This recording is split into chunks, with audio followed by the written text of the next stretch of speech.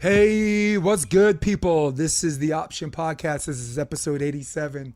Been waiting for this motherfucker for a long time, man. Ishmail Wilson. They go to sponsors, right? You were thinking about sponsors, right? Episode 87, and the episode starts right now.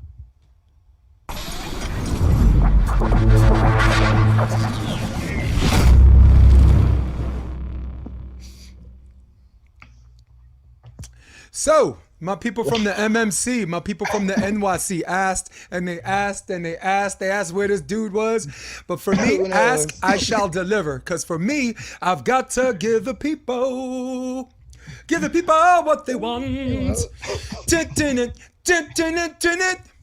Ishmael Wilson. What's up, Jason? How are you, man? Yo, I'm so happy to be here. Mad love, mad peace. Invite. I'm like really excited. I'm a little nervous. You got me drinking a little bit. I'm like, oh God. Dude, it's like you directing a play. If you're nervous, that only means you're ready. At least ain't no money involved. Nope. Somebody's bottom line. Why you want to mess with someone's bottom line? That's all I think about, that bottom line. That bottom line. Dude, let me tell you something. When I do a volleyball podcast, yeah, and I think like someone's not doing their job, right. I'm like, I'll give you an example. There's a guy named Jeff Nygaard, and I'm fucking outing people right now. And we just started. He's the head coach at USC. All right, okay. He's the head coach at USC, their men's indoor team. And the last 6 seasons, he's had 2 winning seasons in 6 seasons. Now, USC is the hotbed for recruiting the best people from California, all over the country, all over the world. And you trying to tell me the best you could do is two winning seasons in 6 seasons. Yeah, now, I'm part of me's hesitant because I don't want to mess with people's money. It's like, Jay, right? No, because they're my contemporaries, right? You don't want to mess. Yeah, why are you fucking with people's money? So you gotta be PC. Yeah, but why? But come on, man, be real, man. I mean, two winning seasons. That's it. That's it. Right. So, put the walk behind the talk, right? Yes. Put the walk behind the talk. No, but for me, I have a rule. When it comes to volleyball, I attack volleyball players with volleyball. Like, did you just hear me say something about the dude's mother? No. Did I say he should die? He should go fucking live in the woods in a log cabin? No, I didn't say that. Exactly. So it's a general rule. Like, if we're theater people, we attack theater people with theater. And you know theater people got to be thicker skinned than any sport I will ever coach. You have to be able to take that criticism as long as it's within the bounds of your performance. And I agree. I mean, am I right? I mean, there's got to be rules. And I don't talk about people's personal life. Like with New York right now, it's so like people are so not about their business. Like they're so not about, okay, I'm going to attack you on your work. I'm going to attack you on your work. Like you said, if I'm going to attack you on volleyball, I'm going to attack you about volleyball. I'm not going to bring your mother into it. I'm not going to bring your cousin into it. I'm not going to bring stuff that don't have nothing to do about it. If it's about the work, it's about the work. It's about the business. And so many people want to bring so much other stuff into it these days that it's just, I'm a little, that's why I loved you, because you call people out on it. If you're going to attack somebody about volleyball, attack them about volleyball, not their third cousin. So I respect that. Yeah. I respect that. You know what I respect, since we're talking about like just the relationship you and me have and the realness, that comes without saying. We didn't even like point it out. It was just there, right? It just existed. At the time that you got me into like the August Wilson tribute all the way up to fucking A, which you know we're going to talk about later, I was struggling. I was a returning adult student. Right. And I brought a style and a technique of acting that was more Chekhov, that reflected more on life experience, like military and this and that, where the style they was teaching, like, and I said it in my last podcast, like Meisner, if you move across the room, you need a reason to. Right. You know what I'm saying? Okay. Where Chekhov, you don't need to. You just get up, you move, you go back. Yeah, okay, you want to go move again? Go move again, come back, and then you figure out your fucking A. You figure out your goat organically. So that was my style, and what the professors are trying to do is tear mine down and rebuild it, which honestly would have taken years. So I'm trying to do it the way they're teaching me. I'm trying to put it, because I'm still a rookie, because these kids have been doing theater before, since 9 years old, right? Get out of here. No, but I can't stand that. No, but Ish, here's the thing. No, but I try to put in my respect. I try to do it a certain way. Right. And when you get criticized that way, and when certain professors out you in front of everybody, it's kind of like everybody kind of distances themselves. It's like, Right. okay, they start you know how it is. Year 2, they create Yeah. these categories. This is like the really good actors group. This is this guy's part of this group, and this dude's just alone on his own fucking planet, which is me. Yeah, So absolutely. when you came to me and talked to me about the August Wilson tribute, because you did Fugard, you did Yeah, we did. Whoa, flashback. it was one of those things where you weren't teaching a style. You were a director that was like, this is what you bring. This is what I ask of you. And I want you to be professional. This is what I ask of you. Be professional and bring this. I don't give a fuck how. So Right. you allowed Right. me. I took a whole winter semester. I went crying to my mother. Like I'm a returning adult student. This is even worse for me. Didn't we all, You know? man? Yeah, Didn't but we it was all worse go for through me fine? because Yeah. I was a returning adult student. I've never been so sure and been so wrong about certain things. So, but I wanted to say that in the beginning because we're going to talk about New York City and what you've been up to. I wanted to say that in the beginning. You caught me at a time where I was struggling with a certain technique, and because of you, I was able to kind of do my own thing. I switched out of the BFA to BA because it had more flexibility. Yeah, more right? flexibility, right? Yeah, you could do outside work during the academic year. Right. So, and because of you, I was able to just do what I believe brought me there in the first place. When I auditioned, they fucking loved me. I was a number 2 draft pick, and it was for a reason. It's because they saw talent, you know. Right. And I don't know. I guess they tried, whatever. But you know, and it is what it is. What's up with New York City, man? Is it still COVID heated? People still mad as hell? What's up? Yo, I don't know. It's kind of shocking. Like, I took some time away and I came back, but this whole COVID thing has really, like, excuse my French, but really fucked the city up. It is, in my opinion, it is absolutely terrible right now. It's the energy. I guess stuff is opening back up. The mayor's opening the city back up July 1st, but it's just the life feels out of it. A lot of the people have gone out of it. It's so much crime. It's so much just bad, how do you say it? Bad influence, so much unchecked welfare. The city is just really off the hook right now. It's just not New York. It's not the way I remember it. It's not the way I love it. And I think I'm not the only one that feels that way. It feels like it's a lot of negative energy going on in the streets. And I know we're still going through COVID and stuff like that. And you're probably still going to go through that. Like, even when things go back to normal, there's still going to be that residual or that residue from COVID that's going to run over a little bit, right? Is that how it is? I think so. I think it's going to be, but unlike it's not going to be everywhere for a while until like we really get back to normal. But there's something about New York that the magic hasn't not came back yet. And I'm not exactly sure what it is, but it's just a lot of unchecked stuff going on right now. It's really kind of breaking my heart. I'm not sure when it's going to come back. I don't know if it's temporary. I don't know, maybe when the city gets back to full capacity. I don't know, maybe when the arts come back fully. Well, like you said, like New York heart, the heart of New York beats in this art scene, in this theater scene, in this music scene. And without people being able to go to clubs, bars, et cetera, it kind of took a lot of life out of it. No doubt. And I know this is not PC, but I really don't approve of the job our mayor de Blasio right now is doing. I think from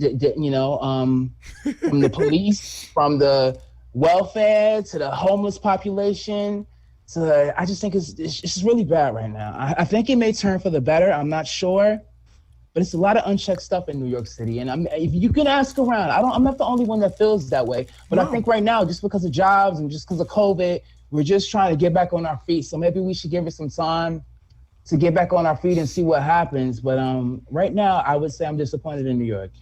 As a longer time New Yorker. COVID, look, you didn't mean to get political, but it's impossible not to get political because when science collected and what people expect you to do and how to deal with the quality of life versus sanctity of life, at some point, I'll give you an example, like COVID, they shut down workplaces. Places of work were limited. Customer intake was limited. So people, going to be laid off and out of a job, right? And then they're telling you not to go to work. It's like, fine, but is there some kind of stimulus or some kind of whatever? Because even though you out of work, it's not like you out of rent. It's not like, right? It's not like, right? Not lying about that. No, because even if the landlords get a deferral, right, they're still gonna. Motherfuckers are greedy, I guess, but they're still gonna want their check on the first of the month, Ishmael. Right. So You're right. to tell someone that they can't work, and then at the same time, when it comes to giving them some kind of relief or stimulus, no, how are we gonna pay for that? Where are we gonna pay for that? Right. It's definitely political. It's definitely political. It's basically you got the Democrats and Republicans. Okay. You know what? No. I take that back. I think I want to take this time to apologize to Crips and Bloods. I was wrong. I should not be calling. Crips and Bloods should not be associated with these motherfucking gangs. No, they should. They make them look like fucking judges. No, they look like the Crip convicts. So You're Crips, so right. Bloods, yo, I apologize. Shout okay, out, you don't have to come see me. Shout out. Okay, I bleed blue, but I ain't a Crip though. Okay. Yeah, but like you said, like the gang activity is kind of out of control. Like you look at the news every day. Like I've been in the city since 2004. It's even a little nerve-wracking to ride the subway right now. It's even a little nerve-wracking to deal with the police right now. But that was the question. How did the subway look during COVID, dude? It was empty. It was shut down. It was shut down. They did shut. What was it? Like 1 a.m. to 5 p.m. It's been shut down most of COVID. And now I think like in the next week or so, they're opening it back up 24 hours. But nobody was on the trains. But I'll tell you this. I was working overnight outreach and stuff like that. They would have crews cleaning the subways like never before because they was trying to stop the spread of COVID. So the subways have never looked as good. They never looked as good. They look absolutely clean. You're like, am I in Frankfurt, Germany? But after like a few months of that, like it's just like the homeless population completely took over the subways. And I'm telling you, man, after being in the city since 2004, every car, every stop, somebody's another homeless person, which is really sad. But literally, like because of like lack of housing, lack of funds. Lack of whatever you want to call it, like it definitely feels like Mad Max out here sometimes. You can't work, but you gotta pay. You can't work, but you gotta pay your rent. Right. But I want to say I don't know about most people, but I know for me, I've been lucky, or I've been able to continue my job online. So that's been a blessing because a lot of people, if you work in restaurants, bars, and stuff, you can't continue your job online. And unlike most cities, like right now, they're ending their eviction moratorium. We still have ours, I think, until August. So that's a little bit of a blessing. But they don't consider the back rent. Before they did the freeze, they don't consider the back rent that you got to pay. Like, even if they give you a check. When you pounded your chest, you banged your speaker, but it was a good stereo effect. Yeah. Sorry about that. That's all right. Yeah, absolutely right. They don't consider the back rent. And but like, working in social services now, like I've been doing for a while, like unlike a lot of places, New York, I will give New York this. They do have a lot of services and a lot of opportunities. Like they have this thing called the one-shot deal, where if you like back on your rent, the city will pay for it to pay for back rent. And they do have like for COVID, with all the homeless population, they've rented out all the hotels that were shut down. So all of the all the major hotels in the city have turned into temporary homeless shelters. So, unlike a lot of other places, New York does have that opportunity, but it's absolutely went awry, in my opinion. You said Mad Max, man. Mad Max. Yeah, it's like, it feels like Mad Max Thunderdome out here sometimes. It really does. And like, it's slowly transitioning back, but it's a lot of unchecked stuff. Mm-hmm. And like with the police right now, like de Blasio put in this law where none of the police officers can be in plain clothes anymore. So the cops are identified everywhere. And it's just a lot of crime running rampant. And I'm not the one up for locking up Black and Latino people. But it's just a lot of stuff in this city going on right now that should not be going on due to lack of management and to incompetence of the officials at the top. They need to be checked and kicked the fuck out of office, if you want to ask me. Yeah, well, shit, it came up. But let me tell you something. When someone's stealing a watch from a store, right? The why is could be anything. He just wants something for his wrist. He's just trying to light up his wrist. Maybe he's trying to hawk it. Maybe, the reasonings, whatever. But when someone's stealing diapers from Target, the reason, right? Ain't nobody trying to hawk no diapers, right? Ain't nobody trying to hawk no Similac. Ain't nobody, right? Ain't nobody trying to hawk You're right about that. Some of the theft is milk legit. And bread. Yeah, some of the theft is a little legit, but some of it's just not. Some of it is just like people stealing shit because they have the opportunity and advantage. I'm all down for people like stealing diapers and stealing food for their kids. But it's not that on a major level. It's people stealing You should go to 125th Street in Lexington right now, where the Wars Island bus come, where they drop off the people from Wars Island. It's about 50 crack dealers out there every fucking minute. And the police just stand right there and watch. Yep. And the thing about it, they killing our own people. It was like The Wire, right? They created like a drug-free... Remember, worse. You ever seen The Wire when that dude made drugs legal? Show. Like yes. Remember, what was Major Colvin, right? He's like, you are allowed to bang here. You guys are allowed to bang here, and here. Yeah. What did he say? He put the paper, like your drink. You put a paper bag over the drink. He did the paper bag for the drugs. Yes. And but at least they had a system. Mm-hmm. At least they had a system. At least he just wasn't out in the open sloppy for old women to see, for kids to see, for families to see. Here right now, it's just all over the place, just dripping out on the streets, and people don't even give a fuck. It's every fucking way, every fucking body involved in some criminal activity right now. And I'm not trying to talk shit about New York. I love New York, but it's so unchecked, man. If you came back right now and if you had to walk the streets day by day, you'd be like, what the fuck? Yeah. Who the fuck is paying these motherfuckers? Yeah. Well, last time I went, because I go twice a year. I go once for the AVP.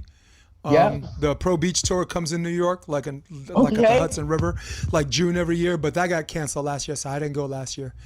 Got you. But I went 2019 for the AVP. I was coaching 2 players. Yeah.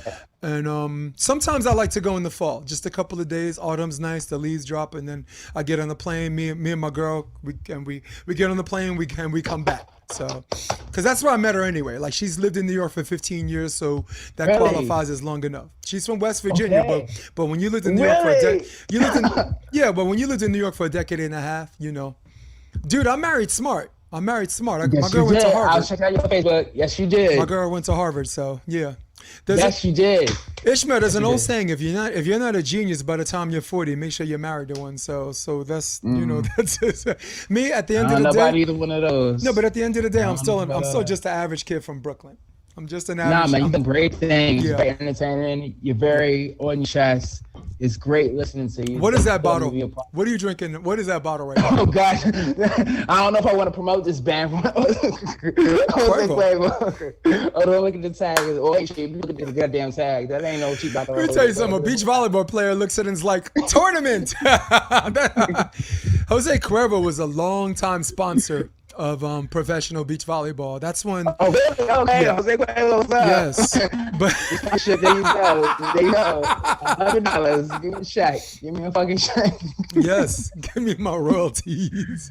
That's all I know. Give me my royalties. Shit. Well, listen. Go. $15.99. I think as far as timing, like me being out here and living out here, every time I think I got it bad, because the beach got shut down, indoor volleyball got shut down. And every time I think I got it bad, I think of situations like yours. And I'm like, nah, you know what? My dude, the government's asking me to sit on my ass and play video games and do nothing. I'm good at doing nothing. Right. I think I can handle this for a little bit. And where I'm living, it's pretty residential area. Like if I want to go past the volleyball, I have a roof. Me and Kelly, we just go on a roof when we pass. And awesome. And COVID fatigue is a real thing. But when I realize that there's levels to it, I gotta know when to shut up. I gotta know when I gotta know when to pick my spots to bitch about it, and then I hear something like what you're going through in New York City, and I'm like, nah, I'm good. I ain't gonna say nothing bad about my situation. It's like my boy Abdel. He's a DJ Stoon, because the DJ scene is fucked right now. Yes, it is. Yes, it is. But this dude's from Morocco, and he came from Morocco, 16 years old. Did like a like a club promoter thing, then learned how to DJ, and then became this DJ. He's the resident at Hudson Terrace, and he goes to Brazil 4 times a year, goes to London 4 times a year, and he made so much money. He like moved himself on the Upper East Side and got an apartment for his mom, moved his mom's as his next door neighbor, an apartment next to him. So every time I think I'll work hard or I'm deserving, I think of that Moroccan dude. And I'm like, no, I don't work hard. I don't work hard. Yeah. I don't work hard. So let's I want to if anything, COVID, this whole experience has a lot of people reinvent themselves. Like I'm doing a job right now because of COVID. opportunity. Like a lot of people change careers to something they never would have thought of. So if anything, I appreciate that. But it's like you said, it's like you just can't sit on your ass. Shut up. You know what they say? Make lemonade out of lemons. Yeah. Yep. Lemons to lemonade. Yeah. Yep. Your reception kicked out, and then a little bit. If you get a still shot, your reception stays the same. Got you. Because of your mic. But the picture's nice. The mic cut in and out, but it's because I think the headset, like if you bang it, you swerve it. So let's try to do a little. No, keep the headset, but let's try to do a little still shot, and let's do more talking with our hands. No, I'm playing. Yeah, so all over the place. Got you. So let's I want to talk about UACT. Okay. We're in college, right? Yeah. And you founded, you and a couple other key people. Got to give it up to Vlad. Vlad's doing his thing. Every time I turn on my TV, I see him in commercials. You know, I saw him on The Good Wife. You know, I've seen him on a bunch of TV shows. So Vlad's doing his thing. Matt Dumont's doing his thing. Who else? Rachel Perez doing a bunch of found a way for her theater performance to seep into activism. So she's doing it done great work with that. To promote, for the LGBTQ community or whatever. She's doing a lot of work for that. She is so real, dude. So let's talk about why UACT. Why did you start UACT? Well, we were at Marymount. Why did you start UACT? Basically, I mean, like one of two reasons. One, I mean, you pay all this money to go to school for theater, like you want to work. So it's just out of necessity, one, and two, like lack of opportunities for people of color. But just look at the scene now, like 2021, it's so different. It's like, back in the day, before when you went, like I used to work theater recruiting in Marymount, right? And they would give you a list of plays to like pick certain plays. And back in the day, there used to be maybe 2-3 artists of color on those lists. Today is so much more wider variety and so many different types of plays. Not enough, but so many more options than what we had back then. I just look at it just like UACT was created out of necessity, one, and two, directing, like, it's just like, my dude, like directing you gotta be a little bit pretentious to put something on. So, you know what I mean? If nobody's gonna give you work, especially if you don't have any experience. So you have to make it yourself. So, that's just a game. Okay, I can partly say, okay, we wanted to give people of color work and this and that. But also, damn, I wanted to work on myself.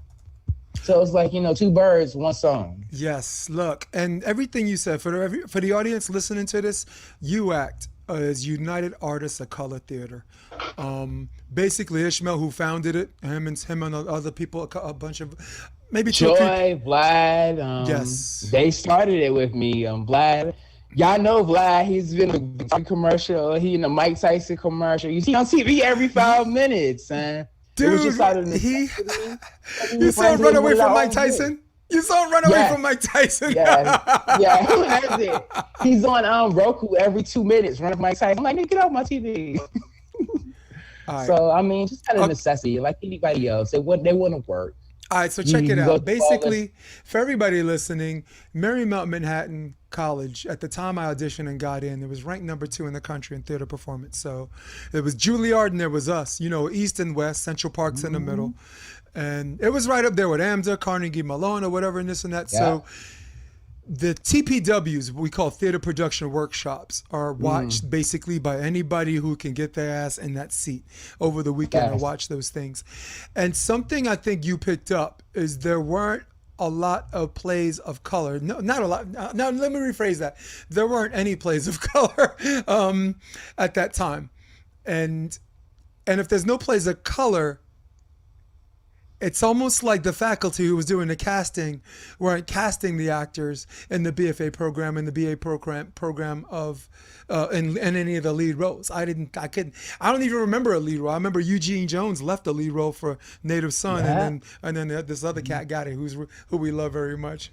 Jarrell, I remember Jarrell, right? He's so fucking lazy talented. He uses the least amount of effort. And he's so talented, dude. Yeah, he was. Yeah. You know, he wrote a paper, like he used my format to write a paper for Waiting for Godot, like doing Godot under the Brooklyn Bridge, right? So, Yeah. so I think Joy was there in his class. Joy was in his class. So they're like, so instead of Didi and Gogo, who are the characters? He's like, Casey and JoJo. And then Joy screams, "Give me a fucking break!" she's like, "This isn't even his paper. He used he didn't copy my paper. He didn't plagiarize, but he used my idea. If I was gonna do a theater production for Waiting for Godot, like a contemporary thing, Brooklyn Bridge, fucking Didi and Gogo, they got the shopping cart. You know what I'm saying? The shopping cart, Pazzo or whatever, and this and that. So, but they were like, he was unprepared. They're like, who are your characters? Then he's like, Casey and JoJo. Well, I know, like, one thing they always say is, like, nothing is new anymore. Everything is just a reinvention of itself. Mm-hmm. Nothing in this world is new anymore. Everything is just a reinvention. So we all are inspired by something else, you know? So when people come up and say, I have an original idea, like, yeah, right. You were inspired by something else. And that's okay. Yes, it's okay. That's okay. Hey, good artists create, great artists steal. Yeah. What? Yeah. So was the August Wilson tribute, was that an experimental thing? I guess, yeah. Before you did fucking I didn't know what I was doing. And I felt like, you know, he was the most known artist for us, especially being in that age range, and he had the most available material. So it just sounded like, you know, a win-win. And, you know, these students weren't getting opportunity, not necessarily because they were being excluded, but I guess at that time, people didn't know they were there, or they didn't see the talent there. Because, you know, as we went on and on, they made those opportunities available. So based on the material that they had, I guess, I mean, I can't speak for anybody, but really, man, I just wanted to work. I was like, this is a great artist. This is great work. We all know it. This is something we could do, you know, this is something we can do. So let's do it. And if we fuck it up, hey, we fuck it up. Yeah, if that's the worst thing that could come out of it, right? Yeah, I mean, that's the worst thing. Yeah, because you know more or less the wiser, right? Because the clicks, at that point, clicks are already formed. People already kind of already set in their ways. So you throw something, you throw a touchdown pass, and someone's going to catch it on their helmet. You're right. Yeah, well, I'm going to get to the other part later, but I'm trying to do this chronologically, but since it's you and me, we kind of do whatever we want. I thought I would just jump back and forth in time, but I wanted to use August Wilson to set up Fucking A. Okay. All right, so for everybody listening at home, Fucking A is a play written by Susan Laurie Parks. Susan Laurie Parks won Pulitzer for Best Drama. Yeah, she did. For Top Dog Underdog, and I saw that actually, and Fucking A was produced at the Public Theater. The Public, yeah. Yes. And you had and you had a vision how you wanted to put together Fucking A. You had a vision of certain people that were interested in the play, or certain versus people you were interested in. Of course, you're going to go for the people you're interested in first, and whoever whoever auditions or whoever comes in later, you know, if it gets traction, typically people are going to want to become a part of that. So, right. So I'm going to give you the floor in a minute. Basically, Fucking A, we put this production together, and all of these talented actors that you see in a student lounge just fucking doing free concerts, doing these dance routines. It was basically we turned this quiet ass student lounge into this fucking slam poetry dance performance place, and everybody found out that everybody that was in our circle was going to be in that play. And then everybody was interested. Now all of a sudden my friend's like, yo, I'm doing stagecraft, lighting and design. What can I do to help? You need lights? This other person's like, dude, I could do costumes. What could I do to help? So now all of a sudden, all of these people that were generally interested, but at the same time saw the August Wilson tribute, were interested in this play. And then all of a sudden, this thing you were playing around with became bigger and bigger and bigger, like theater production workshop bigger. It was so big that the people that were doing it in the boom boom room, no, but it was so big. The school did a TPW called In the Boom Boom Room, and all of those actors after their last show ran the fuck out as fast as they could to come see your show. There was no seats left. They had to stand up against the wall for that Sunday show. We had a huge turnout. You used a space that was not controlled by the faculty. It was the 8th floor. The 8th floor at Marymount, people, used to be a swimming pool, and then it just became this open space for dancers, actors, or whatever. And now I think they changed it to a bunch of offices. I don't think that space exists anymore. But listen, fucking A, it's got legs of its own. The floor is yours. Man, like I don't know. I guess like you said, like first heard of Susan Lloyd Parks. She talked about Underdog. She was doing that at the Public before, and then it went to Broadway with both staff and my favorite actor, Jeff Wright. So I mean, I started reading her work. Hold on one second. Let's make sure your mic is working. Let's do a still shot on this. Okay. Go ahead. It's kind of Kanye West. It's like auto tune. Kind of Kanye West. Let's see. Hello. Actually, I got a better idea. Ish, I got a better idea. Let's lose the headset. Go back to the other mic. Okay. Oh, perfect. I hope so. Keep going now, and then we keep the camera still. Because once the camera's still, it gets its bandwidth back. Okay. Yeah, the Wi-Fi is a little funny. There it is. Is that better? Yep, because I can hear you. All right, awesome. All right, sorry about that. New place, new Wi-Fi. Basically, I don't know. I was just trying to find like a dope play. You know what I mean? A really dope work, and I was reading books and see what was like good and what wasn't, and I was like, this is a play. Like, not only is it like poignant in its message, and cool and sexy and controversial. It's produce worthy. If I saw the headline, I would stop on a busy New York City street, and we could cast this, you know, beyond race, and we can get an eclectic mix of people involved to like not just make it like a black thing or a white thing, but bring everybody into the fold. You know, that's good business. That's not only a great play and like a cool controversial work, but it's just good business. So I was like, well, somebody would come see this. And it's just a really beautiful play. It was out of my league. I knew it was out of my league. But at that point, it was like, hey, everybody else is doing something. Why not me? Ishmael. Matt Dumont, who was in the play. Rachel Perez. Yeah. Me. Vlad.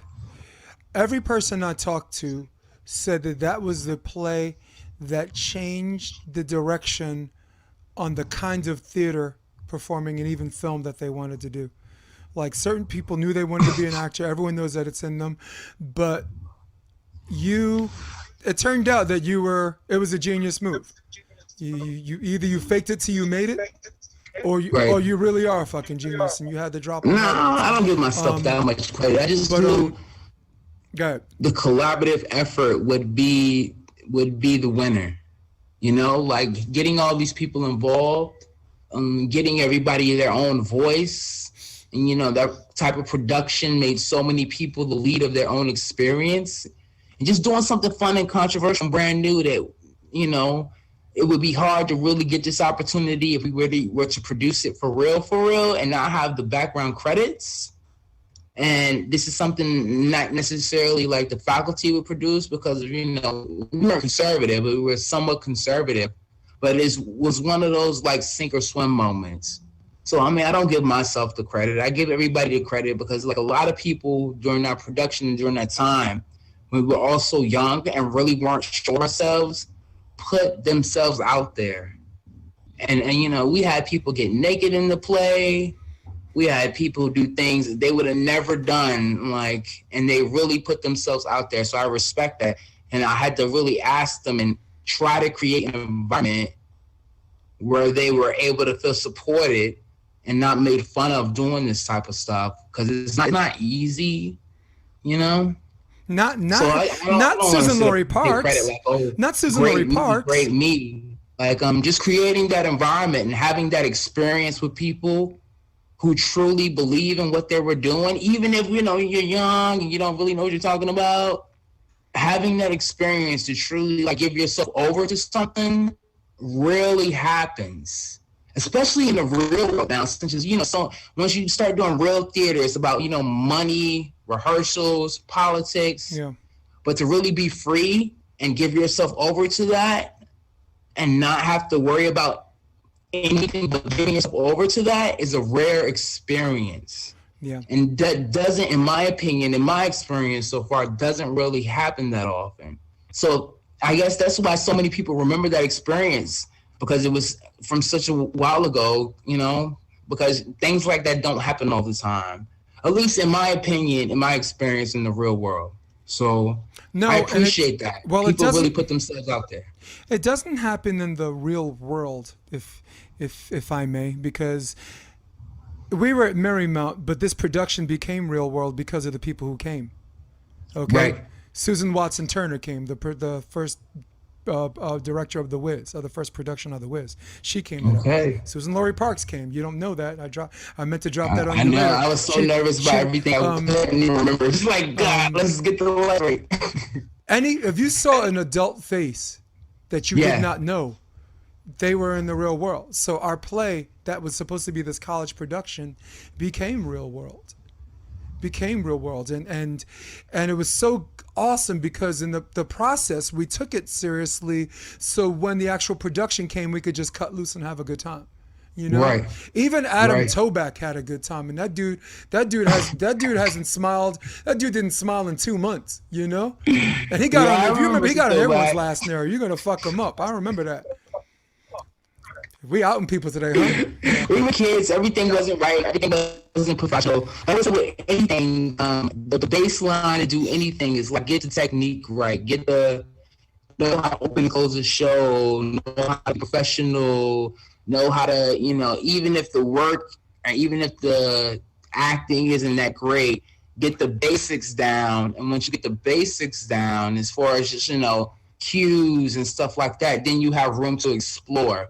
Once you eliminate all the messy stuff, then you have the room to be more free. And I think that's the start. Everybody wants to do all this creative shit these days, but they don't get the basic stuff right. They don't know how to run a show, or it's either the other way around. Everybody gets the basics right, but it's so bland, you fall the fuck asleep. So I think finding the balance of that is really, especially we have so many women, some of the people putting themselves out there physically and emotionally, and think about it, like for that experience and that run, it was probably completely appropriate and freeing. But if there was like a financial matter behind it, or we had to do this 8 times a week for months on end, it probably would have been a different experience. Of course. So it was I think it was one of those once in a lifetime things, and that's why everybody I hope still kind of remembers it. Well, all right, I'll break it down like this, Ish. In the real world, for the people still in college listening to this, because I have followers from like all 8 to 80 basically. When there's your brand and there's your bottom line, right? And when they're both mixed together, sometimes you can't do the work you want to do, and sometimes you don't have the autonomy because one, you're paid to do a job. Okay, you have to do it a certain way, and also you're looking for a medium of communication where you want future work, right? Because if you do it a certain way, they might not want to do it that way. And now your next project, you're not going to make a lot of money, assuming there's another product. Right. So your brand, Ishmael, is who you are, your vision. Your bottom line is your rent, your money. You can turn my mic down. Yes. Yeah, you can still. So your bottom line is your rent, the carpet under your feet. So if you're ever in a situation where your brand and your bottom line are mutually exclusive and not binary, it is freeing. Right. It's the most liberating thing. Yeah. It is the single most liberating thing in the world, dude. Hey, I agree. Talk to me about Rachel Perez in this production. Rachel, I've been in contact with her recently. She's like a great and beautiful person, and she was one of those people who like I don't know, like all of us saw back then, but used their art to help discover themselves even more. That's a hard thing to do. And a lot of people like to put on a show and put on the front. But she was one of those people who really gave herself, and where life and art kind of blended in between, which is a dangerous place because sometimes it can cross over Yep. And a lot of times when you're not in protected environments, people can exploit that. So I feel, I was young, you really don't know what you're doing. But I mean, exploiting that is good entertainment. Like, let's just be honest, it's good entertainment. It sells tickets. But for the artist, you have to be careful. There's a thin line.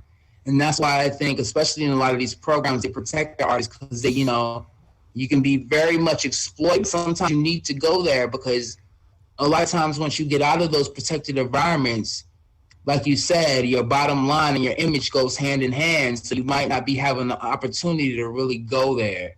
And those opportunities become far and few between once you just like, we were doing it as a play and we were professional. Well, nobody was doing it for like we charge, but nobody was on, nobody was on contract. Nobody's line, bottom line was dependent on it. And just one thing, I appreciate those days because it's a little bit scary today. Like this whole has to be this whole cancel culture. Afraid to say something, afraid to do something, going to get canceled. That's a little controversial. It's a little scary. Like the line between freedom of speech and saying what the fuck you want is very scary because then it becomes a financial matter. And I'm like, oh, damn, I really can't do the art that I want or speak my truth because I'm afraid I might offend somebody or get canceled versus really offending somebody. That line, I think, today is really gotten out of control, in my opinion. So I don't know. It's like everybody gets offended a little bit too. Sorry, to quote Dave Chappelle, and I wrote this line down. It is hard to entertain people with brittle ears. Yes, it is. Yes, it is. Well, but I understand so much has happened. People can get offended. You can't go around offending people, but then you can't go around necessarily editing yourself 100% either. So I think finding that line is very it's difficult. It's not always white. It's dotted yellow, and it's not always well painted, and it's not always straight. It is a different line. So true. Rachel Perez had 3 days to prepare for the lead. I'm just taking you back memory lane. There was discrepancy between you and your close friend, and you know what? No, we ain't saying her name because we love her, and there's certain people that have what do I call diplomatic immunity. So I ain't. But we love her. Even to this day, we hold it near and dear. She was the lead as Hester. She fell out. Rachel had 3 days to prepare for the lead. Take me through the process of you guys just getting your lines and motions and this and that. In all honesty, that process was like part of me growing up. Like I blame some of that on my immaturity and my inexperience. And nothing that happened to anybody during that traumatic week period deserved to happen. And I regret it all, but I don't regret it all. And it's Rachel fucking Perez. I hope a lot of us have moved on from that. But like I said, like come on, like the stakes were so high and we were still all so young and inexperienced. And to say that I didn't have a fault in the default in that would be naive and would be silly. So anybody from that experience that during that fallout week still feels some type of way, I do apologize from that. And me and that person have been in contact, and then they have moved way beyond it and done because y'all friends. So y'all are friends. But you still like it's just still like your young stuff is gonna happen. And just looking back on it now, like everybody deserved to be a part of that experience. But when you're working in such a high stakes environment, especially like we were, it's kind of like, you kind of get jaded. And sometimes those stakes matter because your whole experience might be based off of that performance. And it affects you emotionally, physically, and financially. So there's a balance between that. And I wish nothing would ever happen. But like a professional, you always have to be prepared because you never know might know what might happen. So, you know, I figure, you know, any good production, you always have an understudy. You always have an understudy. So when something happens, you're ready. But we never thought it would happen. So any other actress would have never been able to pull that off in such a short time without really being, because you know back then you're understudy, but you're not really, you're understudy, you're not really understudying. Yeah, like you know the lines, you come to some of the rehearsals, but you really don't know the play. But to step in there and to put yourself out there emotionally is brilliant, which made the actress that stepped in was brilliant, but was also unfair to the actress who couldn't complete that experience. So for that was like a double-edged sword. It was. And it was also a huge coming out party for something that we both agree, well, at least in my 4 years there, was the best actor, male or female, that I've encountered or worked with or have seen in a production at Marymount Manhattan. She is the single best actor. And when I say best actor, I mean male or female. I don't mean best out of the women. And I don't mean best out of the sisters, out of the black girls or the mulattoes or Boricuas. No, she was the single best performer as far as a body of work, the ability to perform, act, sing, dance, adjust, improvise, suck up the pain, because I'm going to get into another story later about that. I give you Rachel Perez. So it was good for her because for 2 years, everybody else is getting cast in these TPWs that can't even carry her shoes. That couldn't even carry her shoes. And I don't mean, and I sound like I'm being disrespectful to the hard work some of the other people. Yeah. No, but look, we're here to, this is the Option Podcast. We got to keep it real. All right. I saw in the Boom Boom Room. Okay. I didn't believe it. I didn't believe it. Like if someone's supposed to be like a hoodlum and he's supposed to like this guy that beats up his girlfriend, it's supposed to be scary. I think Matt Sweet had that role. You have to show me that if I'm in that situation of my kid's sister or my daughter or wife is in that situation, I'm scared the fuck of her. I wasn't scared.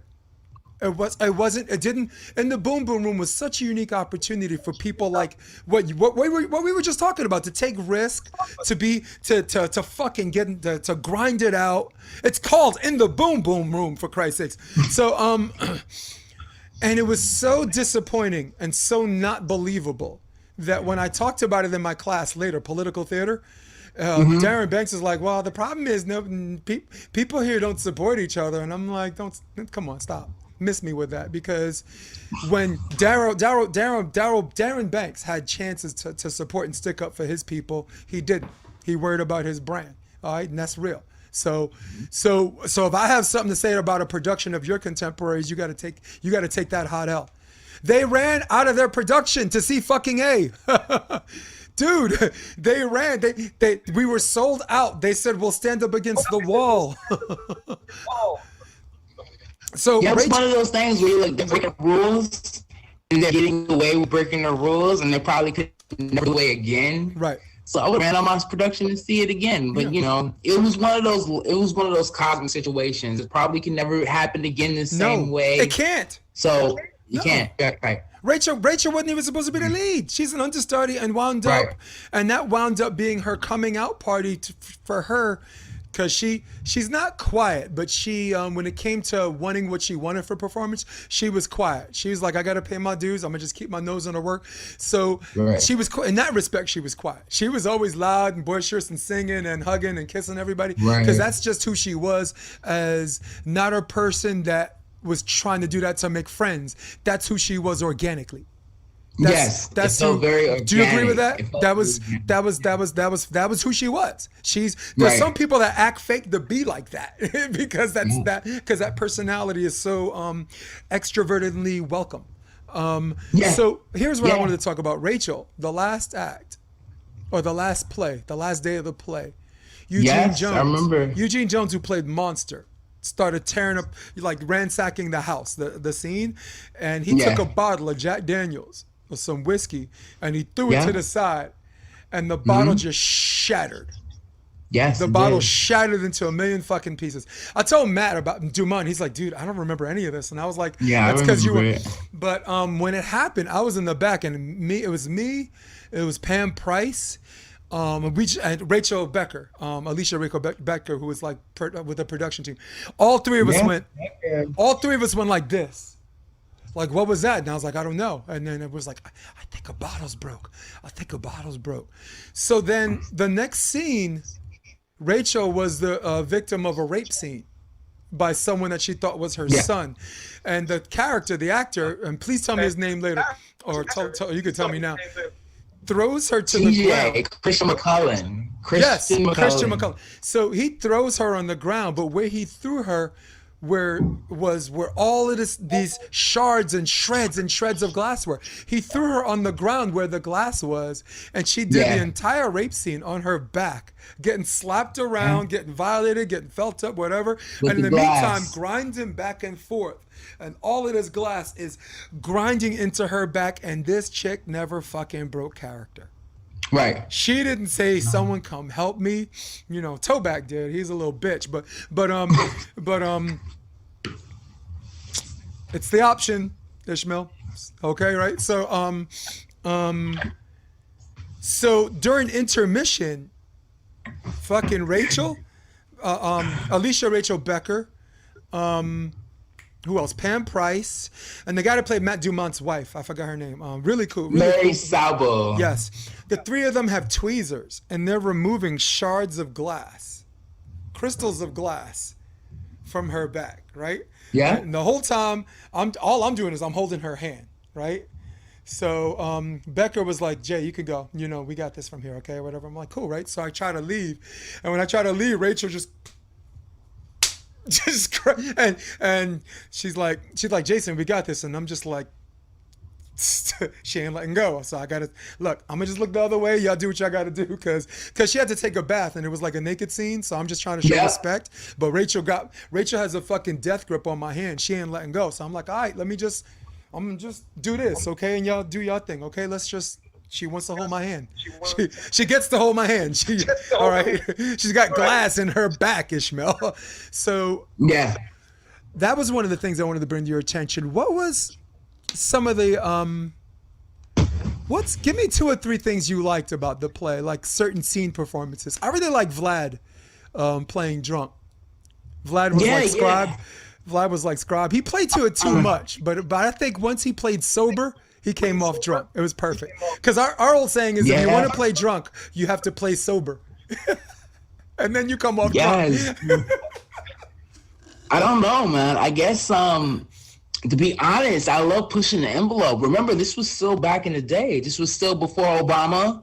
Yes. This was still before gay marriage.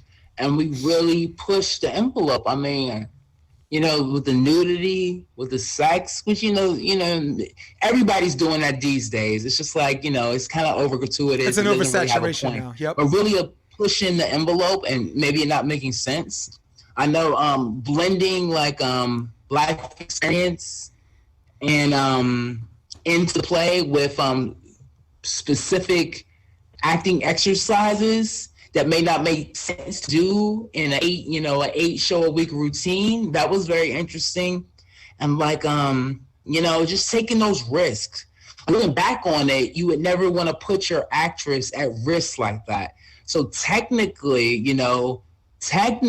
we should have stopped and made sure the space was completely clear before we did that scene. We didn't have time. Who knows what we were doing back then? We didn't have time. Like, they ran out on stage and they tried to clean all the glass up, and then they put the cover down before the next scene started. And then, what was his name? Abraham, I think? Yeah. He was one of the prisoners. He kicked the blanket off thinking it was a prop where we tried to cover the glass up.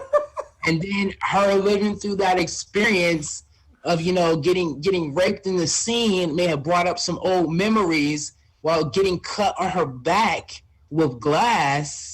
She didn't, with little pieces of glass. You wouldn't want the actress to go through that every day, but to see that in real time and experience that, it was breathtaking. Yes. It wasn't safe. No. And we got reamed for it later, but it was breathtaking because in real time, it was nothing you'll never see again. No, and considering, without getting into Rachel's past too much, I think her more so, for her to suck it up and Yep. her skin to be so thick that the glass didn't mean shit. Wow. Yeah.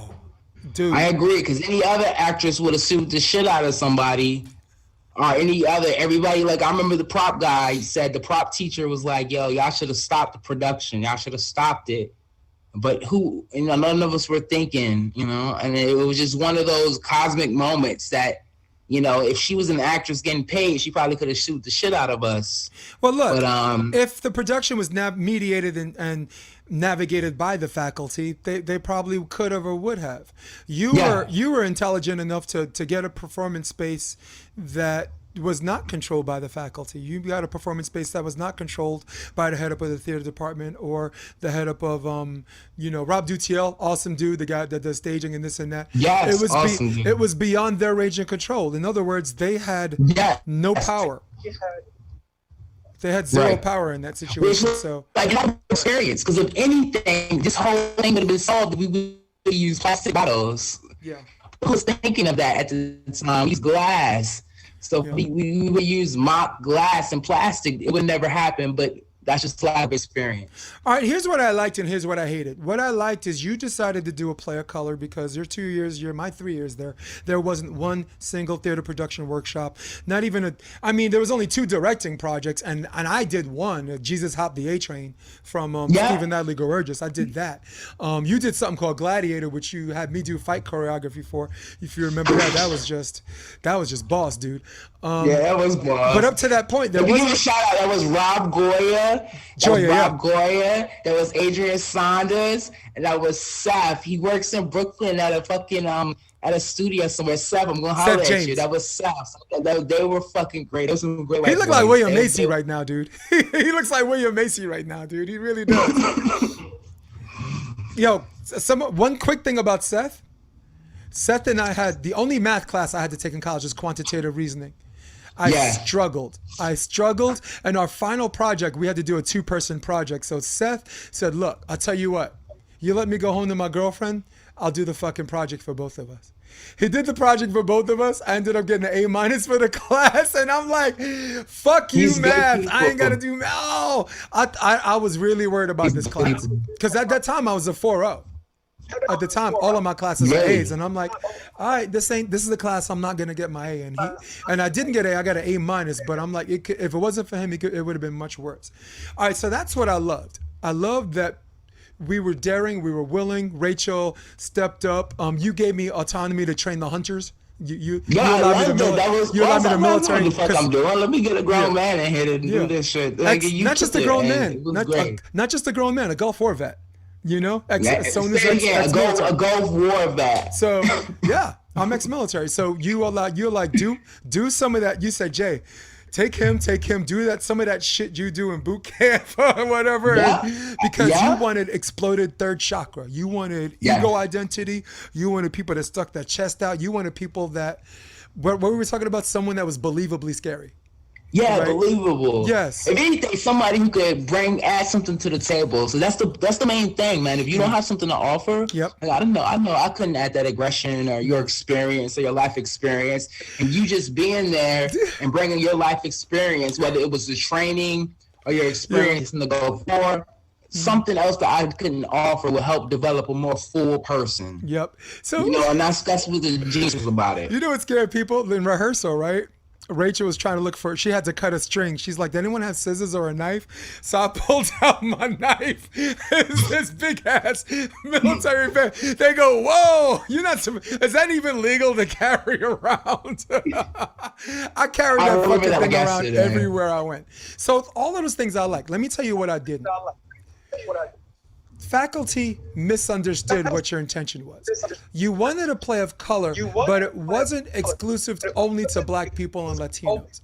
It was, when you said color, it was white, which is a color. White people aren't fucking transparent, right? It was Black, African American. It was Latino, like Pam Price. Whatever race she is, it's beautiful and we love you, okay? So what do? Jewish. No, but one semester later. Who needed to be involved. No, but one semester later, they do the most condescending thing that I ever fucking experienced at Marymount. They put on a theater production workshop for Ragtime. And I'm like, your timing on all of this sucks. And a lot of people from UACT who are members of UACT didn't audition for it. And when people didn't audition for it, Pat Simon, since I'm outing people, since, you know, episode 87, baby. You gotta be careful. Actually, I'll carry the water for both of us, all right? You could just say you didn't say shit, all right? So Pat Simon goes into the office and goes to Ashley, right? Amal Devoir, because Ashley's the one who told me this story. And I wish Ashley was part of our production too, but she couldn't do it. She's like, you're not going to audition? She's like, I can't. I really don't have time. I got, you know, because acting 3 and 4 is like 2.5 hour classes and this and that. And she said, that's the last time I do something like this for you people. And when she said that, Ashley was in the room and heard it. There was people outside the room that heard it, like a couple of white people. But two, Ashley and another person I'm not going to name, they were like, what the fuck did this bitch just say? What the fuck did this bitch just say? That's the last time I'm going to do this for you people.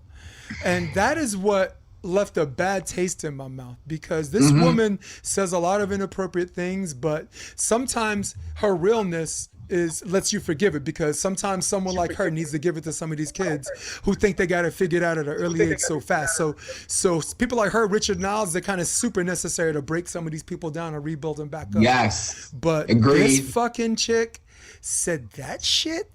I was like, Ishmael. And Ashley, when Ashley told me that, I was like, I'm not surprised. I've only encountered her once. They're like, they said, you encountered, because I was in a musical theater. They said, where did you meet her? I said, I didn't. I walked by and she was staring at me because she has like this double chin, kind of like that, right? So when I was walking by her, she was just looking at me. We're from New York. When someone looks at you, there's two things you could do. You could say, hey, you know, how you doing? What's good? Or you could be like, what? You know, what? Do I owe you money? You know, so I went the former, right? And I said, hey, how you doing? So she looked at me and then didn't say anything, just looked straight ahead and just kept walking. So I said, when she walked by, I said, that's why people don't respect your ass. So when I said that, she stopped and turned around, like, you know, the shocked British look, right? And I just put my hand up and just kept going, like, bye, you know? Like, she didn't hear me say hi, but she heard me say, but the part she did hear me say was, that's why people don't respect your ass. And I was so mad. And you know what? Proof's in the pudding. Do you know they were trying to, at Marymount, long after we graduated, they're trying to do a seminar on BLM and like BLM as a movement and BLM as an idea and why diversity in Marymount Manhattan and the colleges are important. This chick fell asleep at the seminar. Didn't know that, did you? No, I had no idea. Well, I'm taking my own show. I know it's a lot of talk. Check it out. I'm taking my own show. Watch this. I'm going to put this up.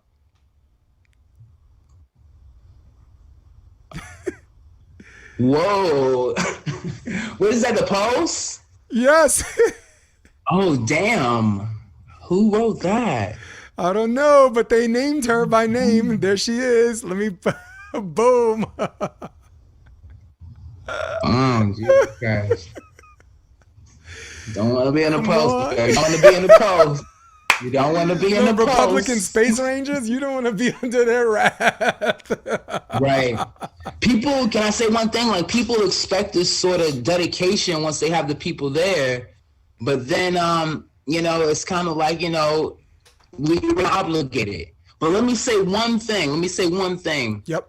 Adrienne Warren was in that production of Ragtime. Okay. And now she's Tina Turner on Broadway in one of the greatest performances. I haven't seen it yet. I've just seen clips.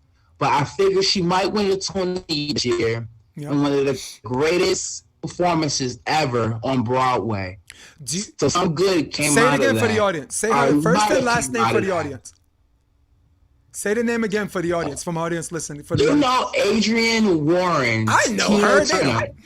On Tina on Broadway. Oh. Tina on Broadway. Oh, and it's my true. goodness. I'm not just saying that for talk. Nah. It's probably going to be, and what I've seen, one of the great female performances up there with Jennifer Holliday in Dreamgirls, Cynthia Aurora in The Color Purple. Her performance is going to be it's legendary. Yes. So if anything, and it's one of ours. There were some greats. There are some greats coming out of that period. But it's one of ours. At Marymount. No, Yep. I'm not saying that they're not talented. In fact, Right. I'm making this sound like it's an episode where I'm just going to out people.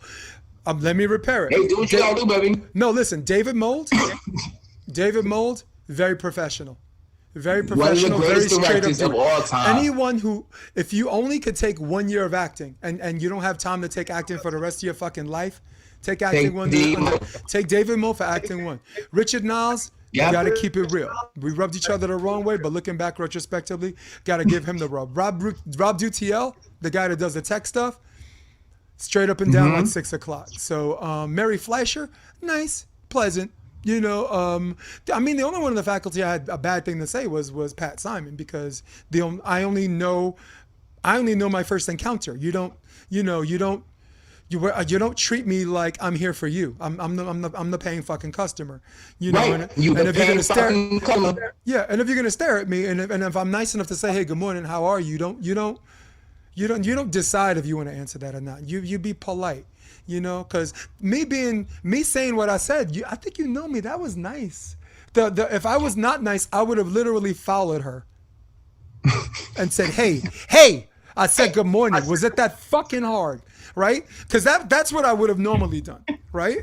So no, but I'm not saying this to repair or try to suck up to Marymount, but no, it was the best experience of my life. David Moe was a great first year. Richard Niles was a very, very rough, tough, acting altering second year for me. You know, Faye Simpson, who's a movement coach, she was an adjunct, but everybody liked her better than the faculty had. But they've been.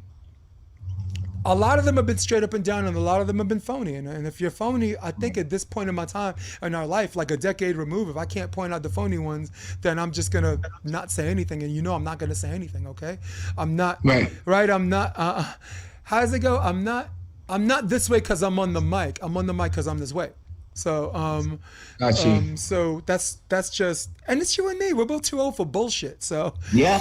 So listen, Rachel. That's reality. Yeah. Like we see all this stuff that came out with Harvey Weinstein, and all this stuff that came out with Scott Rudin. That's just the reality of the situation. So if anything, it's not gonna all be peaches and roses. You know what I mean? Want to listen to a good podcast about that? I had a guy named Jason Olive on my podcast. He's on BET's House of Pain, like Tyler Perry's House of Pain, and he's done a whole bunch of TV and movies and this and that. But he was more of a model than an actor. He's acting, doing more acting now. But he was a Ralph Lauren model, Versace, All-American at University of Hawaii, at U of H. He won the first right to likeness lawsuit. Basically, he didn't win in court. They settled out of court because basically they were saying he wasn't allowed to model and profit from his own likeness. And he told y'all. Really? Okay. Yeah, he told y'all fuck off. So before this whole lawsuit happened in 2019 and 2020, in 1994, he took him to court, and then they settled out of court saying, hey, you could still model, but you have to give up your athletic scholarship. And he's like, fine, because the money I'm making from modeling, I could finance the whole team. So it worked out, right? Because they gave the scholarship to somebody else. Didn't they just come out with a new law saying that you could make money? Yeah. If you worked for you could make money off of your image if you were psychologists were. I don't know. I'm not sure about it. No, but listen, Ishmael, if you're playing football at Florida State, right, and they make a video game, an NCAA video game, and they're using your name, why can't you get a little cheddar cheese on that? Why can't you give no residuals on the sales? Give me my 5 cents a copy on that video game. So Rachel Perez, I wanted your thought on this. Rachel Perez is for defunding the police. Now, there are different levels. When people talk about defunding the police, there are different ways to talk about it. Like me, defunding the police is like, yo, let's just do 2 extra weeks training. Let's raise the college criteria or academic criteria and make it more attractive hiring, and then more competent officers, come through. But she's like, nope. When I say defund the police, get rid of the police altogether. And she told me why. So, but that's on our podcast too, if you want to listen to that later. My guess is you probably listened to the whole thing because it was Rachel. Everybody loves Rachel. Your thoughts on defunding the police and at what level, or refinancing, or this and that? My thought is, I'm like, people are out of their fucking mind. But what's yours? Right. Maybe I'm out of my mind. Tell me. My first thought was yes. My second thought was hell no. Like, I don't know. Hell no. Like, just hell no. I think the city needs to be, I think the police department needs to be refinanced. I think they need to do more community policing. I think they need to do more policing oversight. But portions of the city right now are like a fucking cesspool. Ain't no way in hell I want to defund the police. No. Ain't no way in hell I want to get the crooked cops out. I want more police oversight. I don't want anything like the Rockefeller laws back in order. But we as a society, especially in New York, we need, there's a cop on every fucking corner. I would not be mad. I would not be mad at all. So I'm into like refinancing the police and more community policing and more oversight of the department. I feel like they run amok. I've had an experience. I know this may be, I don't know if I should say this, but I had an experience this last week where I felt like I was set up by some cops on 125th Street in Lexington while visiting a client. And I felt like the cops were involved. I can't prove it, but I felt like I was set up for some reason by the police, involved in some criminal activity. I can't prove it, and it may come out sooner or later. But when you look at it at that end, I'm like, yes, let's defund the police. But when you see all the crime out there, you know what I mean? If you're a crack dealer, you're a crack dealer. It ain't no in between. You know what I mean? If you raping a bitch, you raping a bitch. If you doing child pornography, you doing child pornography. It ain't no between. That's what the police are for. So there should be some refinancing, reorganization, more community policing, more accountability for the police. But something I don't that believe breaks in the glass the shield. police. Something that breaks the glass shield. Something that breaks the fucking shield. Like, look, I'll give you an example. This George Floyd thing, was it perfect? No. Could they done a better job as far as circumventing and prosecution? But if you're the type of person that keeps glass half full, to have cops go on that stand and testify and be like, this is not what we practice, from the fucking police chief to like people and to his own contemporaries saying no. Did he use too much force? Yes. Was it unnecessary? Yes. Do you think he died as a result of it? Absolutely. When you got cops taking a stand saying that's not the cure. I'm not saying that's the cure, but just a few years ago, you can't even get cops to turn on their own. Think about this, Ishmael. The only way that this even came to fruition was because of that brave woman that videotaped the whole thing. They made a police report and said that he had some kind of heart condition and they were trying to revive him. That was the original police report until the video came out and they got caught in their own lie. So it was one of those things where I'm glad for two reasons. One, some cops finally broke the glass shield and it took a video to do it, but nonetheless, right? Sometimes, like you said, sometimes you need a little cattle prod to get you going, to get the cattle going. And the second thing I liked was it was the first time as far back as I can remember that they finally looked into the past of the assailant instead of the victim. Whenever a black guy gets shot in the back, there's always some fucking newspaper out there that's like, well, he had a criminal record for drugs and this and that, and bringing up these things that aren't even relevant to the crime. You know, I mean, what does his ability to get busted for marijuana possession have to do with getting shot in the back without unarmed? Where's the logical connection? Where are your fucking critical thinking skills? But this time, the cop, they delved into his past, and well, look at what we found, right? We found 15 complaints of police brutality, right? And my friend's like, well, when criminals get caught, they're gonna complain. I'm like, are you trying to tell me all 15 of these motherfuckers are wrong? Okay, and mind you, I'm counting low. I'm my mind, I think it's 15, but it was probably more. But it's so crazy that if you start looking in the past of some of these cops that commit these violent acts, you'll be surprised what you find too, Ish. You'll be surprised what you find too. So those are the two positive things I got out of this Floyd case. They finally delved into the past of a cop, and a lot of those records were sealed. His past history was sealed because when you transfer, it's sealed unless something comes up. you know? And two, the glass shield. If you and me are cops and we see something doing that, it's perfectly human to go to your captain and say, Captain, can you please do something about this guy before he maybe gets someone killed? Right. I think the major thing, I don't know, there's a lot of things. I'm not a police officer, but I think allowing officers to not be punished for holding other officers accountable for the actions that they do wrong will move us a lot further ahead. You know, if anything, like what they kept saying, I know during the George Floyd case, the lawyer kept saying, well, this is what they were trained to do based off of the circumstances of the environment. You know, they saw the crowd. So, you know, if anything, if the police aren't trained a certain way all across the board, if police feel like, you know, if I rat on one of my coworkers, I'm going to be isolated. I'm going to be like put out there. I'm going to have like doo-doo in my locker. Then the culture is never going to change, you know? But we also, you know, we got to take some responsibility to ourselves too. Because like I said, you know, you might, if you're doing something illegal, you're doing something illegal.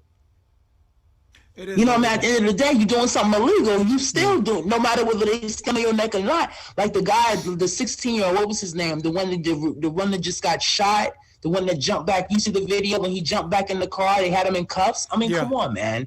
Like ideally, I mean, I'm sorry he lost his life and I feel for his family. But ideally, man, you were in cuffs and you jumped out of the cuffs and back into your car. That's crazy. Yeah. So, I mean, at what point do we take responsibility for our own shit? And at what point do we call out police corruption? I think there's a fine line. Yeah. But, you know what I mean? You can't – I'm so sick of people of color committing crimes and then crying about police brutality when it's real people out there getting brutalized by the police who are not committing crimes. You delegitimize their case. Yep. And then there's sometimes just crooked ass cops out there that need to go to jail too. And they need to develop a culture where it's the same all across the board. It's the same trend all across the board. So everybody got to act by the same playbook. And there's a culture where you can call your fellow officers without being isolated or put in danger in the workplace. Yeah. Well, honestly, I believe that the people who believe every case is brutality and the people on the other end those people are just as dangerous as the people that think the police are right all the time.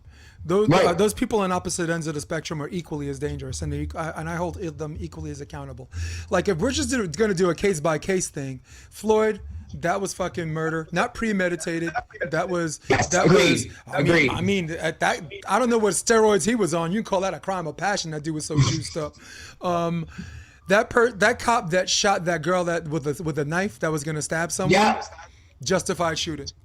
That cop, she had a knife. Yes.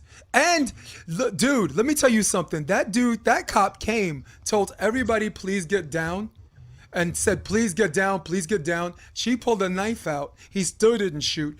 She looked at the girl she was going to stab. He still didn't shoot. In mid-swing is when he took the shot. I'm like, yo, that's the cop I want in my neighborhood. That cop used deadly force as a last instance. Maybe they should learn better techniques. Yeah. Maybe he should have shot her in the leg. Maybe he should have shot her in the arm. That's a big girl. I mean, I don't know, but she still had a weapon. You know what I mean? If that was my sister, I wouldn't want her get shot. But she still had a knife coming for an individual. If it was two grown men doing the same thing, that grown man would have got shot But too. He didn't shoot a girl with a knife. He shot a girl with a knife that was basically almost in mid-swing, where the threat was imminent. Right? I mean, if you have someone going to swing a knife at you and you have a gun, and if you shoot them before they're going to stab you, that's textbook self-defense. So I don't see how that's different from what the cop did. It is not your obligation to disarm someone, because if you disarm someone, it depends on the caliber of the bullet too, right? Right. On the size of the person. That's what I mean. Like, you could shoot that girl in the leg, she probably won't even feel it till 3 seconds after she stabs someone. So for me, if you look at if everybody looks at case by case thing instead of jumping on the cop side or jumping on, the African American side, but you're right. The people that are out there fucking up are dangerous to the people who are unarmed, who are actually being obedient. You know, who if the cop says get out of the car, and they didn't commit a crime, and they don't want to get out of the car. I mean, the people who are out there doing real dirt are a danger to the people who are actually saying, look, I do want to challenge you. I didn't commit a crime. I didn't, you stopped me for this reason. I gave you my license. I'm not stepping out of the car. At this time, I'm requesting your supervisor. I think look, if that person gets out of the car and does what the cop says, sure, maybe they live, right? Maybe, right. Maybe increases his chances, but though that's no guarantee. Right. But it's weird that person shouldn't fucking have to do that. I've seen white kids, the way they talk to cops. Fuck you, dude. My father's a lawyer, man. I'm just like, you just told a cop, fuck you? Do you know where I grew up? You get your ass kicked. So, hey, guys, they'll plant something on you. His partner, he's like, hey, look, we're not gonna call this morning, okay? We got them in the back. Right. I would say our biggest ally now. I mean, our biggest defense, but our biggest non-ally, but our biggest ally is technology. Like having your own camera, like the police. Every time you go to the police now, if there's an EMS call, they got those cameras on them, and they start recording right away. Good. You need to have a camera recording right away also. Like the guy that shot the girl with a knife? Yeah. That's one of the instances I'm glad for the cop that he had the body cam. Because they like you said, it's not getting worse, it's getting filmed. All right? Yeah. So it's gotten filmed from a small time period in so many instances. If without the body cam, no one would have believed, no one would have gave that cop the benefit of the doubt. And I'm not white knighting cops everywhere. It looks like you shot a 16, 17-year-old girl. Yes. And Nobody wants to fucking shoot that's not a good headline. Yes. With the camera, you see that girl charging at another girl with a knife, it shifts the narrative. It does. Yeah. That was the other thing I wanted to point out. I sent that to you on my text. I'm like, it's not getting worse. It's getting filmed. Technology. Agreed. Technology saves all. And without that, Floyd wouldn't have happened. It was... it's crazy? Right. Like in my wheelhouse, there's not a whole lot of African-American volleyball players in beach volleyball. All right. Indoor, you're going to see a lot of women, University of Texas, that's Weave City, boy. But I'm not going to say the Don Imus way because that gets me in trouble, right? Remember Don Imus? He called someone nappy-headed hose or something like that. Don't get canceled, man. No. I'm like, how am I going to cancel for something Snoop Dogg get a check for? That's crazy. You don't gave Snoop Dogg residuals for what I just said. I'm getting canceled. But then when people take a closer look, my mom's black, my dad's white, I'm black, fuck off. But yeah, and so it was the first time beach volleyball that some of these African American players broke their silence. There's a player, Fallon Fournoy-Mowana. She's half black, half Samoan, and she gets on the show and she's like, "What are we going to talk about?" There's some things I don't want to talk about right now, and I'm like, "Okay, we ain't got to talk about that." But then, as we continue to talk, I guess I get people comfortable, Ishmael, and then they say shit, that they didn't originally come on the show to say. So it was really cool seeing a high level player like break their silence. Like there's some African American players, we only have an hour to talk, and that whole hour there's just barely enough to talk about volleyball. But anything that runs over an hour, whatever, and this and that, like Chrissy Jones is one of the players, I never even brought it up because she was someone that's still trying to build her brand. This girl came into a qualifier to qualify for the main draw as the 47th seed, qualified, made the draw, and made it all the way to the semifinals. Why the fuck aren't you talking about this girl? Why the fuck isn't anyone talking about this girl? Do you know what I'm saying? I'm really, really trying not to bring race into it, but there's a part of me that can't help. Like if this girl were white, dude, she'd be on a fucking, she'd be on the next AVP billboard. So, and I'm not crapping on the AVP because the AVP, the work they did the last couple of years, they got the deal with Amazon Prime. So all of the games on, now you get to watch games from 3 different courts. This dude, Donald Sun, took a chance, bet on himself, won. Jeff Conover, the director. So And Jeff has no problem with what I say. He said, as long as your criticism is fair, have at it. And I think everything I said was fair. Fallon broke her silence. Okay. My boy Jeff Samuels from Flint, Michigan, he's like, when this thing happened in Flint, I just sat back and watched everybody lose their mind and just say, I told you so. He was awesome. And as far as African American, that is a dark complexion guy. You don't look at him and see Dominican. His blackness does not sneak up on you. He don't look Dominican? No, he is a bad brother. Dominican. He is a psychic blood brother from Flint, Michigan. Got that Negro blood. Dude, Negro blood. He is such. Look, I always knew he was a good player, right? But then me and him started coaching together, so we're not just friends now. He's less like my brother from another mother. He moved out of California. He's doing some modeling for like some car dealerships, some extra ends, and that's a good way to survive COVID until like the volleyball scene came back. I'm gonna probably see him in New Orleans. But me and him talk about race all the time. So when I talk about skin complexion and this and that, where like white people are like, Jason, you're out of your fucking mind. It's just like sometimes you got to know people. I pick my spots, Right. But he's right. You have to know people. I agree. I'm like, clearly you never met my mother if you don't think I identify with being black. Clearly none of y'all never met my mother. You met my mother. Yes, right? Yes, I remember. She's not a light-skinned sister. My mother's dark. So, right? Yeah, my three sisters. Everybody. I mean, my father's white, and somehow, some way, I came out a few shades lighter. I got the Bart Simpson thing going on right now. Dude, wasn't that the greatest invention ever? It's all relative. It's all, at the end of the day, it's all relative. Yes, I hope it gets better. Me too. It's just, we gotta break the, what do you say? Look at it, glass half full, right? Yes, always try to do that. If I didn't live in Hermosa Beach, I wouldn't. There's so many people who are positive creatures here. There's a girl named Wendy Jones. She does the Optimist Journal. She's always glass half full. Her podcast is called The Optimist Journal. Excellent. And her blogs read like a novel. So there's her. There's a guy who's kind of this Zen guy who's like a juniors volleyball coach. His name is Aaron Wexler, played for UCLA. I come to him for positive reinforcement.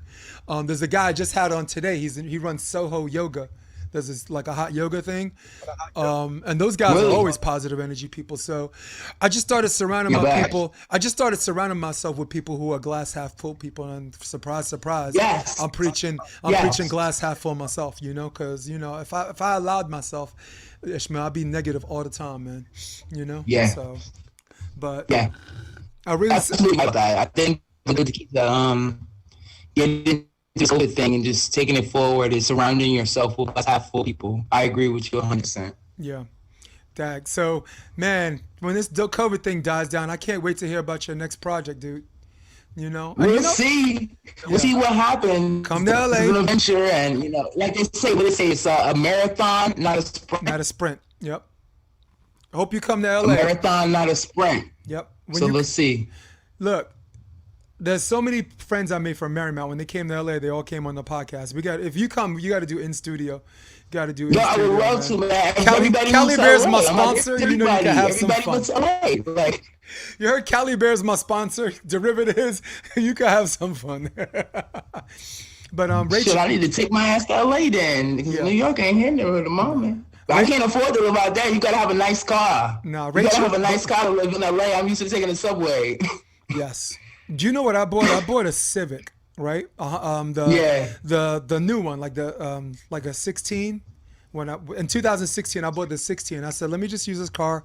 I want to drive around. I want to see if I like it, and until I get like a douchebag car. But I like it. Still same car. I still drive this. It's a black Civic. I took the trip to Vegas. The RPMs only hum at 2. I'm doing 96 miles an hour going to Vegas. Committing a crime, of course, but I like the car. I'm like, I don't think the whole time I want a Challenger. I want a Charger. I want something that makes like your sack hum. When you push the gas pedal. But no, I'm like, I think I like this car. I mean, the Charger didn't have a moonroof. My car got a moonroof. My car, I'm like, why the hell a Civic got a sunroof, and this car doesn't? You boxed in. So you're right. People do identify you by how you drive, but there's a certain age you turn where people just see you for you. Like I'm 50 right now, so Whoa! Yes. You look great. You look like you 50. You look like No, I look like You look great. No, I I look like an unattractive 35-year-old. I don't look 50. No, you don't. No, I look you like don't. an ugly 35. How you make me feel old? Ain't nobody guessing. For everybody listening to this podcast, Ishmael did this project at 20 years old. You weren't even old enough to drink, and you. But I was. Yeah, well, this New York. Come on, man. It's basically, yeah, right. Come on. That's ridiculous. Look. I joined the Army when I was 20 years old. You're trying to tell me when I take leave from boot camp that I go to a bar, someone going to check me for ID, and I'm wearing my Class A uniform? Nope. Right. Man, right. Man, don't show me ID. Sit down with that. Go sit down, get a drink. In fact, you ain't got to pay for nothing. So, no, but I was very, very surprised and impressed with your maturity, because I'm 33 years old, right? You got to deal with an older personality, but you were professional across the board. Adam Toback, I sound like I was outing him a few minutes ago, but Adam was a very strong personality. But if you manage that personality right, he's your star. Do you remember that long list of crimes that remember his sister? He said his sister committed like all of these crimes, and he named like 150 crimes. Walked back and forth, passing the buck, fighting the power, diddling in public. Bestiality. Oh my! Child mutilation. The dude recited 150 crimes without even inhaling. And it was so impressive that he had to take a beat for the audience to clap. Yes, I remember that. I remember that. That was a challenge, and he did it was nothing. But you manage that personality, he shows you his talent. He rewards you. Because Adam Toback, I tease him all the time, but the fact of the matter is that's a talented motherfucker. Right, yeah. It's a lot of talented personalities. And more so, I would say more so creating the environment to let a person do their thing. Than managing, it's if you create the perfect environment and support them in that, sometimes, once you give the outline and just sit back, then great artists can fill it in. Takes care of itself. And then you just edit. Yeah. You just edit. But that was the other, that's what you were talking about with like bottom line and brand. You were allowed to just do brand, and say forget the bottom line. Well, the bottom line is irrelevant because it was a school production that turned into a real world enigma. It was ridiculous. Well, it shouldn't for the artists. That's why you got to have a good director, a good producer. For the artists, the bottom line shouldn't matter. It should, but if you have a good support team, director, producers, they should worry about the bottom line and edit. You know what I mean? Fill in the lines. You give the meat, they cut it so it looks good on the plate. Because they're if not, you come out with a superficial product. Yeah. And I think it's a lot of people out there who have good intentions and have great ideas, but they don't necessarily know how to edit. And I think there's a lot of people who over edit that really don't have any fucking thing to say worth a damn. So I think finding out, especially these days, everything's so much more accessible. Yeah. Everybody and their mama's a director. Everybody and their mama's an actor. Everybody got something to say, but nothing to say at all. So I think finding that line. Do you know why people do that? People look at other people do it, and the way people enjoy success in these fields, they do it from the outside in. It looks like such an easy thing to do. The people that want to do it tell themselves, how hard can it be? And once you tell yourself that, you're not going to put in something we call the real work that gets you to where you want to go. Like, agreed. I posted on Instagram, I said there's 3 fucking things none of my friends should do just because I make it look easy. 1, have a kid. Don't have a kid. I'll make it look easy, okay? I got, my wife's a super mom too. She's a super everything. She's a savage. And I got a nanny. Don't have a kid. 2, don't start a podcast. Because not everybody has the gift of gab. Not everybody's doing what we're doing, and not everybody has the ability to get something out of someone if they want to or if they're looking for that. Like you half the things we talked about, you didn't even mean to say. You're just like, all right, I'm gonna say this. So don't start a podcast. The 3rd thing is sing karaoke. Twice a week, pre-pandemic, twice a week, I would perform at Tower 12, this place Tower 12 in Hennessy's. And I mean, You know, I sang choir growing up in Brooklyn, and I'm the runt of the litter in my family, but I'm still really, really good. So I go up there, and the way I connect with audience as an actor and then touch of sound as a singer, I get roars. I get roars of ovation. So everyone, and it's good because you want everyone to sing, but people are like, fucking Jason did it. How hard can it be? You know? And I know, look, people think like that, Ish. Ish, I got my college degree. I got my college degree because this girl I was dating had a degree. I was like, how fucking, this girl got a degree, how fucking hard can it be? You know? And I almost caught myself, right? You catch yourself not putting in the work. But you agree, like a lot of people from the outside in, because they think it's easy because certain people make it look that way. Yeah, you gotta. It's more work than you think, dude. It's more work than you think, man. It is. Ooh. It is. I think everybody with these cell phones and with these Android, they just look it up and then they look it up and they're like, that's me, and that's good because that opens up the door for people to see themselves. But everybody ain't a rock star. That's why a rock star is a rock star, because everybody is not a rock star. That's so cool, man. Now, I don't want to hate on nobody or bring nobody down or kill no dreams, but if everybody was a Whitney, Michael, Tina, Mick Jagger, then what's the purpose of having a Whitney, Tina, Michael, Mick Jagger? You know what I mean? Yeah, there'd be an oversaturation where it's like flooding the market with gold. You do it too much, then gold itself has no meaning, right? So exactly. Yeah, I totally get that, Exactly. Oh, man. So, wow, we're almost on. We're almost on 2 hours. I'm loving this. Oh, whoa! What time was? All right, so look, we gotta let's bounce, and we could definitely do this again. I definitely want to do this again.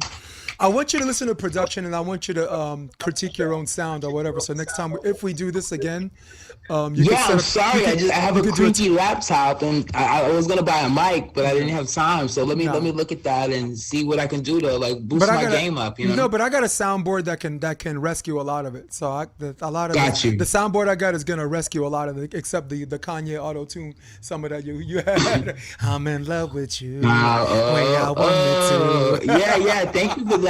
Yeah, I don't do many podcasts. Screaming, no. You pop my cherry. You pop my cherry. Yes. Listen, there's a lot of people that are going to be interested in watching this. I mean, a lot of people in our circle, like Matt.